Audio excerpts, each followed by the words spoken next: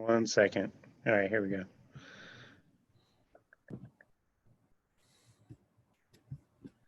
All right. Good morning, everybody. Appreciate you guys being here. For everybody on the Zoom and anybody watching on YouTube for another edition of our Member Spotlight. So we've got Matthew Lowry and Camille McPherson here today. So we're going to get started here with Camille. Camille, first of all, what's up? Thanks for being on here. Yeah, thanks for having us. Yeah, for sure. So Camille is the assistant coach at Allegheny College. But take us back, Camille. Tell us how you got started in hoops and down the coaching path. Sure. So grew up in New Jersey, have 3 brothers, always grew up playing, loved it. Coming out of high school, I was that person who, I took the only scholarship offer I had. And I went to University of Sciences in Philly for a year, but quickly realized I didn't really want to major in science. So, that wasn't the right fit for me. And ended up actually taking a year away from the game. I was working the opening shift at a gym and going to my classes at night, but really, realized I missed the game, wanted to get back into it. That's kind of how Moravian College came into the picture, which is a Division III school in Eastern Pennsylvania in Bethlehem. Coach Berg, she's been there for 30 years, kind of took a chance on me. I had been away from the game and, everything kind of clicked for me there. Ended up having an awesome career there, graduated, and then I was able to use that year to get my master's in business too. Coach really encouraged me to get into coaching. I was able to do the WBCA, So You Want to Be a Coach program.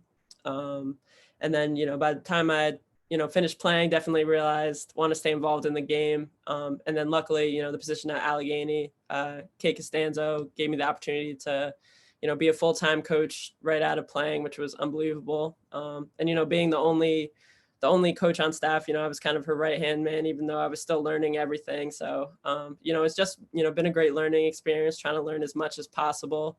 But having that experience where, having been a Division II player and then going down to D3 and finding my success there, I'm just really passionate about, the D3 experience for sure. And so I think it's awesome having, played at the level and now coaching at the same level too.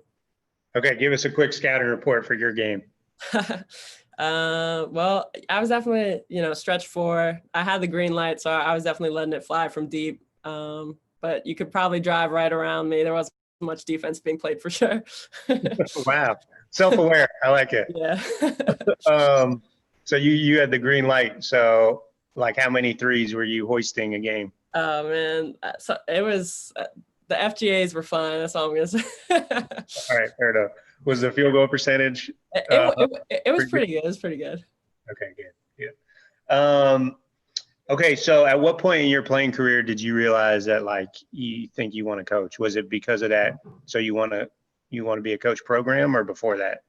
I think, for me, just kind of the experience of struggling to kind of find the right fit and, stepping away from the game and then, having a coach who, really believed in me and encouraged me and the success I had on the court too, of course, kind of, you just become more involved. And, while I was doing my grad year, I was actually able to be a graduate assistant in student affairs. So that kind of confirmed to me that I love working with students and, being in higher ed would be a great spot to be. But, I've always had great coaches. I've been so lucky, in high school. My AU coach is still someone I talk to every week. So I think kind of, my coaches have really impacted me in that way. And of course, as so many of us wanting to kind of pay that forward.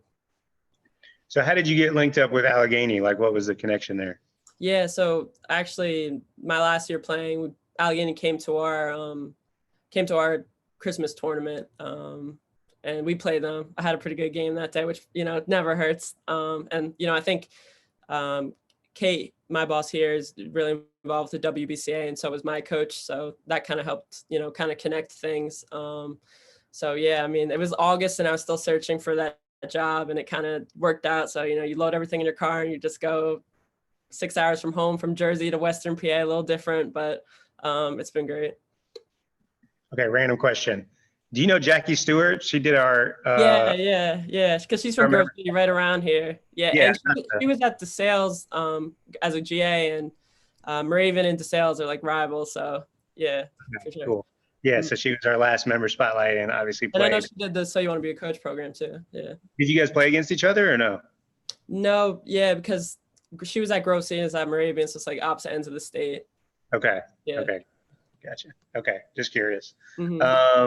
All right. So how was that transition? So you get the Allegheny job because you lit them up at the Christian and then, so now all of a sudden you got that coach title. Is it like, I know when I got it, I was shocked by the amount of work that goes into it. Was that a similar deal for you, or was it easy, smooth transition, or what?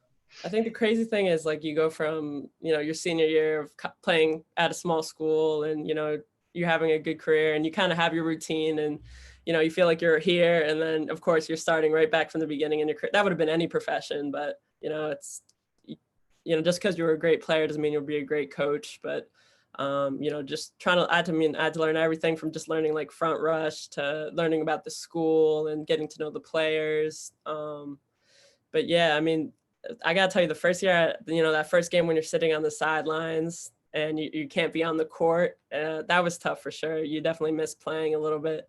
I think our first scrimmage, so coach calls a timeout and then like I naturally go over to the huddle and coach is like, no, you come over here and talk to me now. So, I mean, just, learning from the basics. Yeah, for sure. And how big is your staff? Is it just you and the head coach, or is there? Yeah, two? it's just me and the head coach. So, I mean, that's unbelievable for me because, I get to get a hand in pretty much everything for the program, which, at a lot of other levels, maybe, you wouldn't be able to do all the recruiting or all the skill work too. So that part's been awesome. Yeah, you got to wear every hat there is, right? Yeah, for sure. What's your, have you found like area particularly that you're passionate about, whether that's like recruiting or scouting or player development, or do you really like the diversity of it?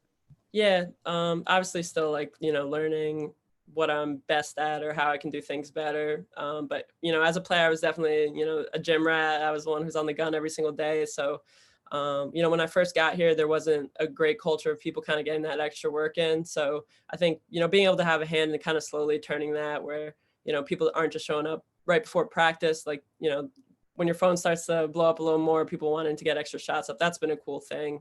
And definitely recruiting, it's awesome just kind of having those conversations, especially now talking to all these juniors and, kind of remembering what you saw in yourself when you're talking to them, their excitement about wanting to play at the next level.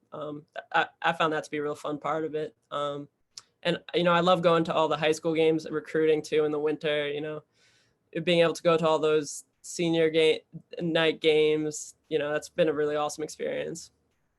Yeah, for sure. So 2 years there so far? This is going on year 3? Yep. Okay. What's like your ultimate goal, or like, what do you want to do in your coaching career? Yeah, I think, like I said, something about the small college community has just meant so much to me as a player. And then now seeing it here too, as a coach, I'd love to be a Division III head coach one day. Of course, my alma mater has a place in my heart, so that would be unbelievable, maybe to one day go back. Yeah, for sure. And you've been in like the Northeast, like your whole coaching career and playing career, basically.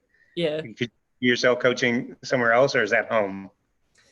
Yeah, I mean, I thought the trip from, Jersey to Western Pennsylvania was big, but I mean, you never say never, right? But you definitely have a lot of family in Jersey, so probably won't want to go too far, but you never know, right? What's some of the biggest differences between like Moravian and like Allegheny in terms of like coaching style and how they kind of run the programs? Yeah, I think, as part of the transition, like being at Moravian, we had a lot of success, as in like for us, the bar was, we were trying to get 20 wins in a tournament berth every year. I think we had 17 wins my last year, and it kind of felt like a down year for us, you know what I mean? But when I got to Allegheny, we were coming off some single digit wins. So I think it was a great experience to kind of see from a different angle, where we're working to get more competitive. And I know everyone says rebuilding, but especially having a hand in all parts of it. And now we see like it was kind of, as far as, rebuilding culture and getting us back to where we can be competitive in conference. It was kind of a daily thing for the past 2 years that we focused on. And then this year we were able to see kind of a jump. We ended up finishing kind of the middle of the road of the conference, which is definitely reassuring. And then we pretty much have the same core group coming back next year. So hopefully we get back on the court and, make that jump. hopefully to, top 3 or so. But yeah, I think, that's just kind of from a different angle as far as, not only the expectations, but kind of what goes into taking a program that's not quite where it needs to be. And then, hopefully just getting better every day. What's been the biggest shift in the culture there that you've noticed since you've gotten there? Yeah, I mean, the biggest thing is this past year, we were able to bring in 2 first years who could help right away on the court. And then, when they get here, they don't know anything of, they're not used to the single digit wins or, that's not a part of them. So kind of encouraging them to even take a little leadership.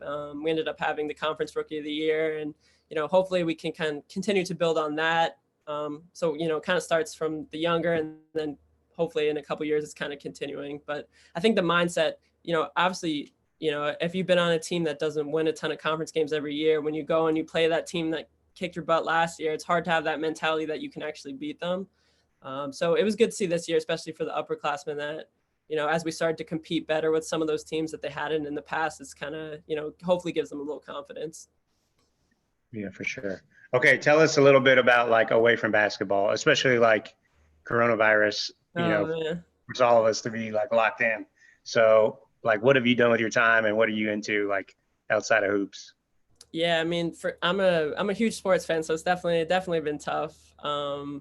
So, not having any of that, but, I think like everyone else, just trying to hop on as many of these, coaching clinics and Zoom calls as possible, getting those home workouts in when you can. But yeah, I mean, I'm an introvert, so like it wasn't, give me a good book and, a podcast and, a run, and I'll be okay. But, hopefully we can get out of everything safely soon. Okay, last book you read and last podcast you listened to. Ooh, okay. I love this podcast, is Game Changers by Molly Fletcher. Yep. Yeah, it's like leadership stuff, and I feel like she has kind of a really cool vibe to her. And it's mostly authors too, so sometimes she'll mention a book, and then you can go check that out too, which has been good. Last book, we're actually doing How to Be an Anti-Racist, like a book club with our female coaches at Allegheny, so I've been reading that. Nice. I've heard Game Changers a couple of times. Have you heard the one with Dabo Sweeney? No, I need to check that one out. Oh yeah, go back and listen to that one. I think it was like one of her first or second. Yeah, season 1 or something. Season 1, you gotta go back in the archives. Yeah. Really good. Okay, awesome.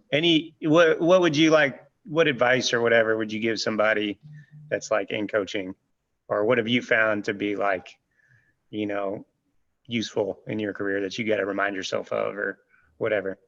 Yeah, I think, obviously the confidence thing is huge.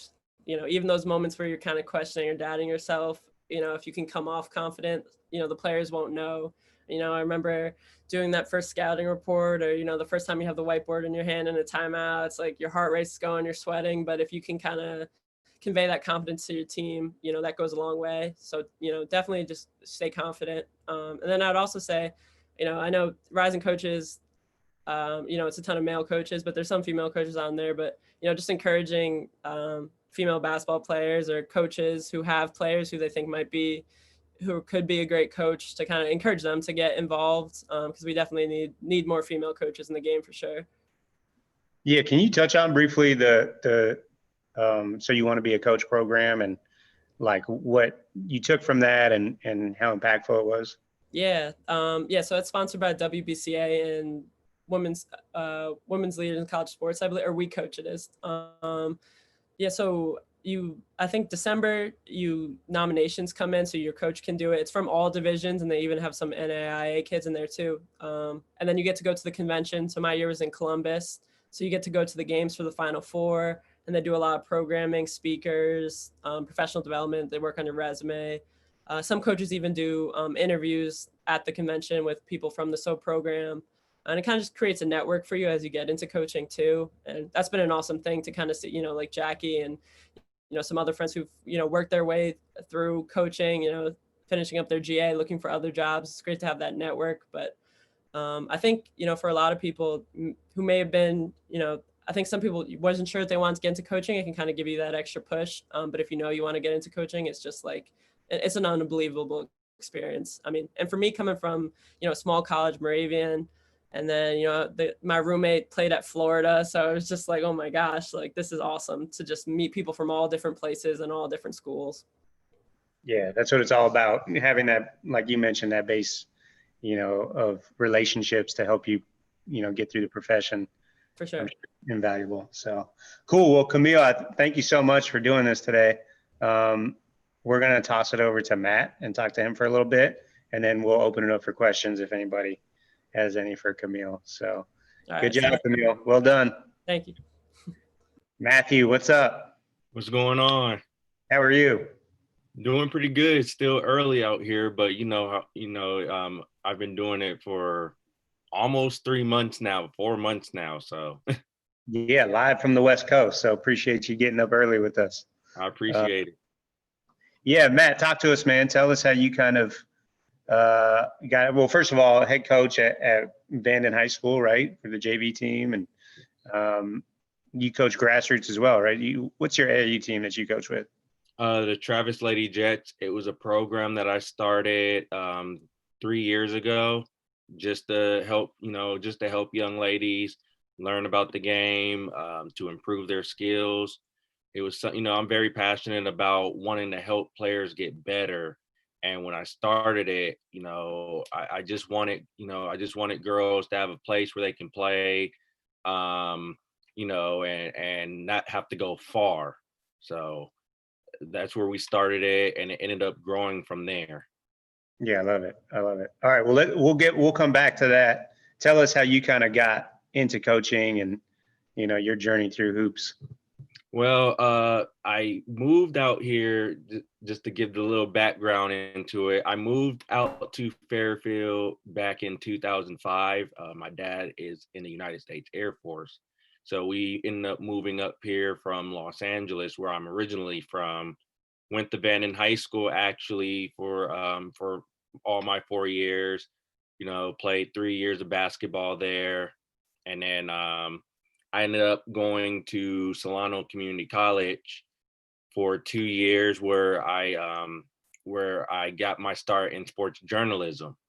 My whole intentions was to be a sports journalist, and coaching wasn't on the radar at the time.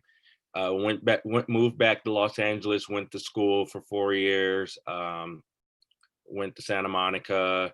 And then after that, had to come back up here. Dad was deployed at the time, and my youngest brother was going through high school, and mom was working. So I came back, just to help out with family, and needed something to get into. So every time I'm at the gym here on base, I would go to the gym. I would see kids there who were at Vanden High School playing basketball, and doing the same things that I did growing up, which is playing basketball against a bunch of airmen and officers. And so I kind of started taking the kids under my wing a little bit, like others did for me, at that age.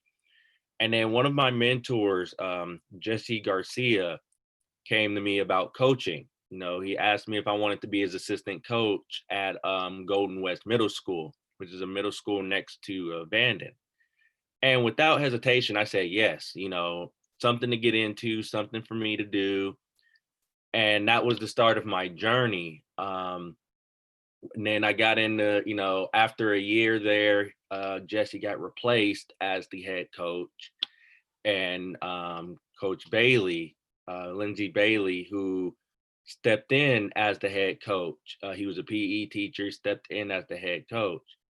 And I just remember thinking, well, my coaching career just came to a short end, but the AD there at Golden West, he vouched for me. And thankfully, Coach Bailey kept me on his staff, where I learned a lot under him, and I've always heard about, with being an assistant coach, you got to be loyal.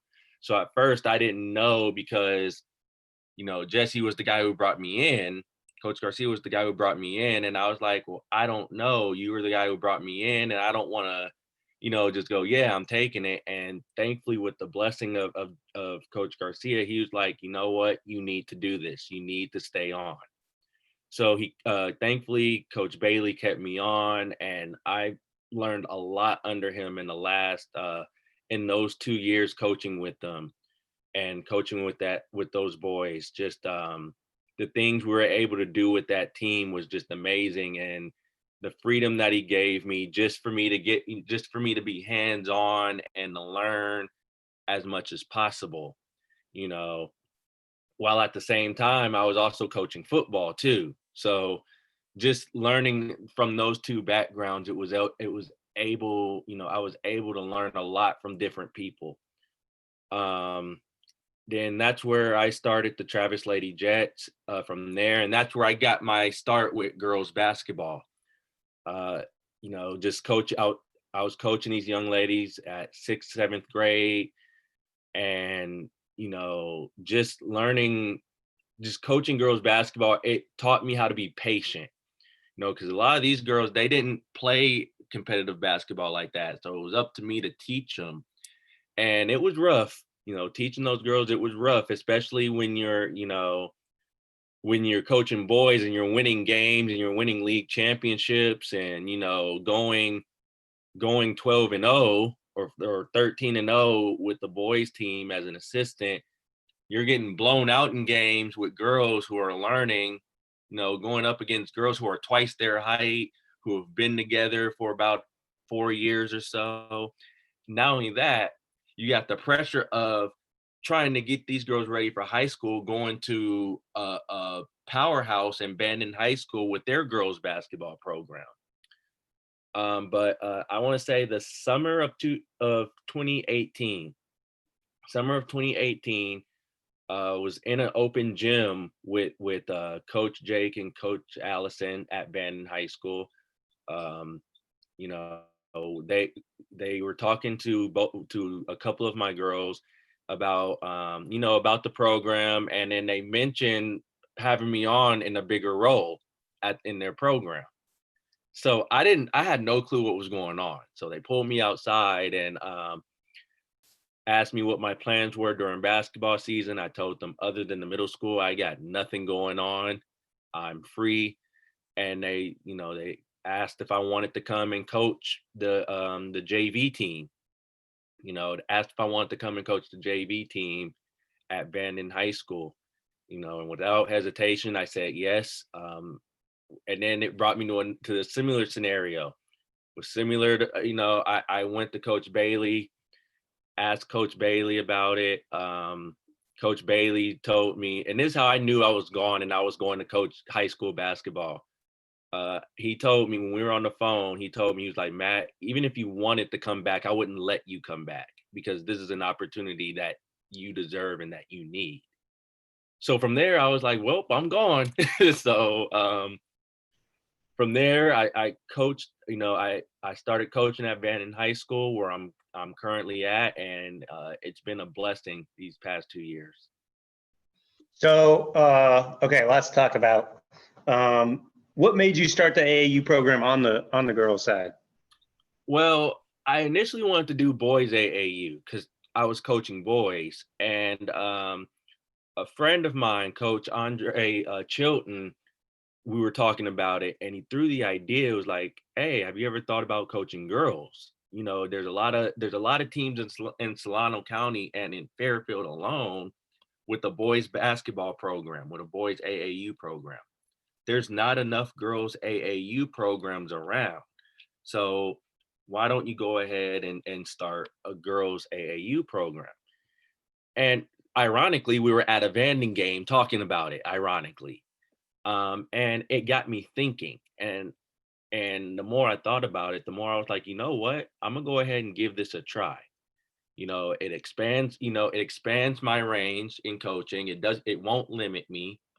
And who knows, this could turn out to be something good for myself and for these young ladies.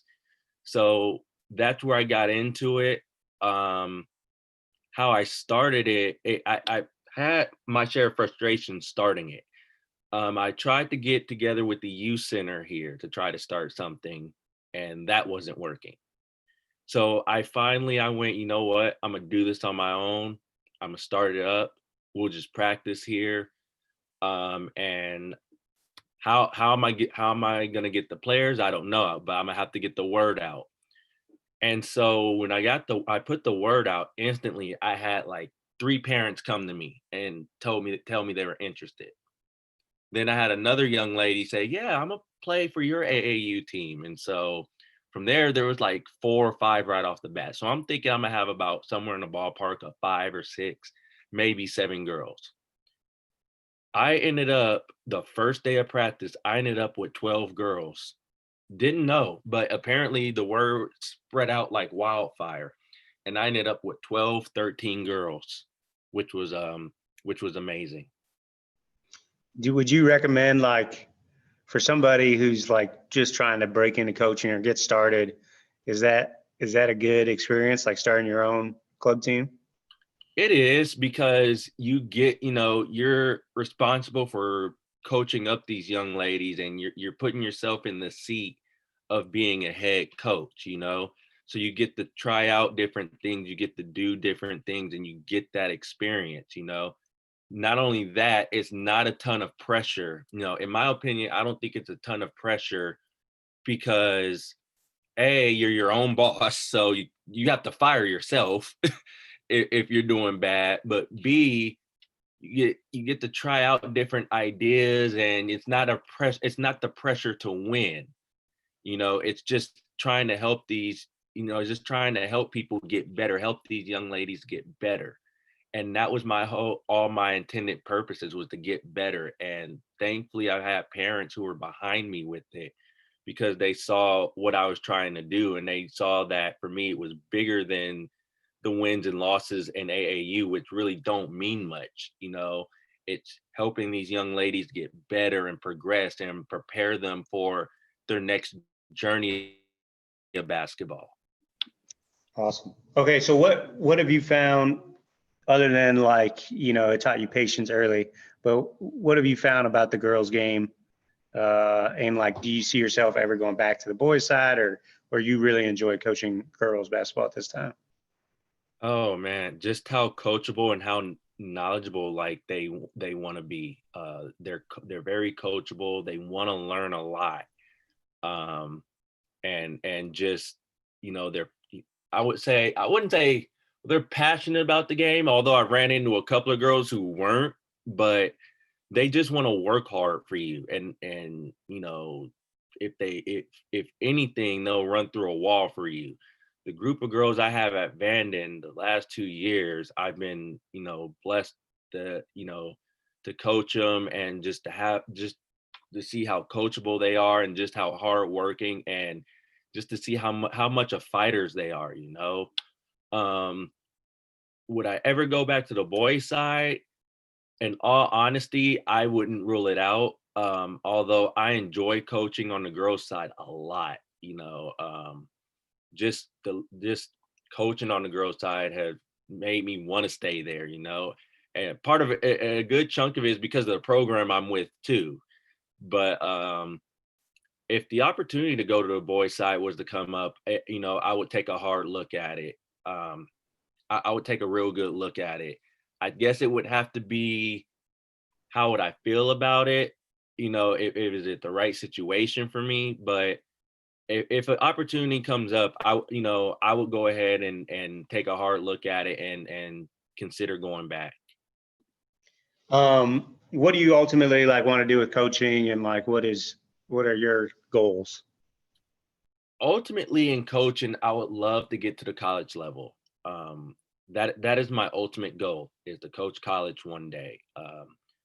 In terms of what I want to take with coaching, and honestly, I don't want to say it took these Zoom calls for me to figure that out. I've already had it up in my mind, but with coaching, I want to take it as far as I can take it. If that's eventually getting me to my ultimate goal, which is college, then that's where I'll go with it. And I'm a progress. I'm gonna push harder than I did the first time I did it. If it's my limit is, if it keeps me at varsity basketball, if I get to become a head coach at varsity basketball, then I'm gonna work hard there. I just want to take it as far as I can take it, and the reason for that is because I enjoy doing it so much. I enjoy basketball. I grew up around basketball. Um, and I just love giving back, so I want to do it for as long as I can do it. Um, what advice would you give, like, especially with your story, which I didn't know that you started off in sports journalism with no intentions of coaching, and then it just sounds like your passion just kind of found you. Yeah. What advice would you give to people like trying to figure that out, like what they're supposed to be doing?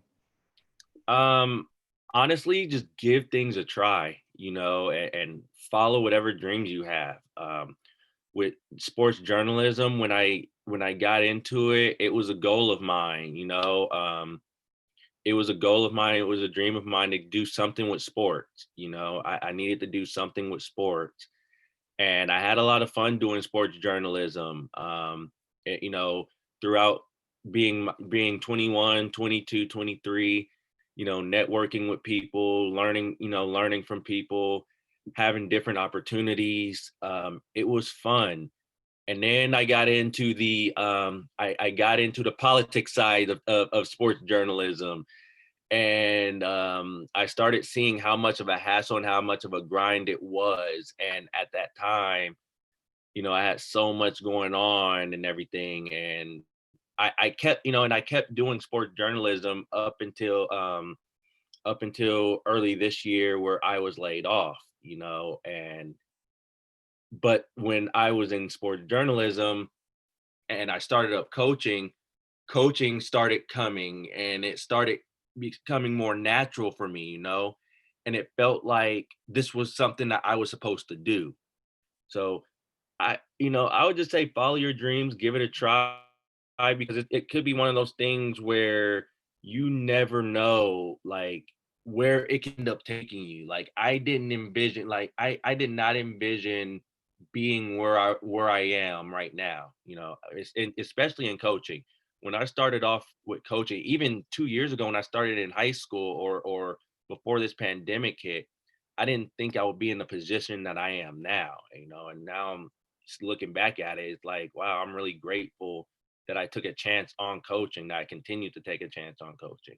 So just follow dreams and take chances. Yeah, I love it. Okay, last thing, Matt, off the court, away from basketball, what type of stuff are you doing? Um, I'm reading. So I found myself reading. I've been, a lot of people recommended a lot of books to me. One that I really loved was Chop Wood, Carry Water. I learned a lot of life lessons and a lot of, just a lot of lessons in general just by reading that book. And I've recommended it to quite a few people, and they got back to me and they're like, hey, this book is really a life changer. So I've been reading. I've been, going on bike rides. I've actually been going on daily bike rides just to take my mind away and just to get a workout in. And then just playing video games too. Something to Your game, de-stress. what game do you play? So I've been playing a lot of 2K, NBA 2K, and I've been playing a lot of Call of Duty. So I've been doing that. Although I haven't been playing as much as I want to. I've just been on that, just man, just trying to get away from reality for a bit, just kind of put my kid side out there, because I enjoy playing video games a lot, but as I got older, I kind of didn't get a chance to pick up the controller as much as I want to. Yeah, for sure. Well, Matt, I appreciate you, man. This has been great. I learned some new things about you today, which is always good. Good job.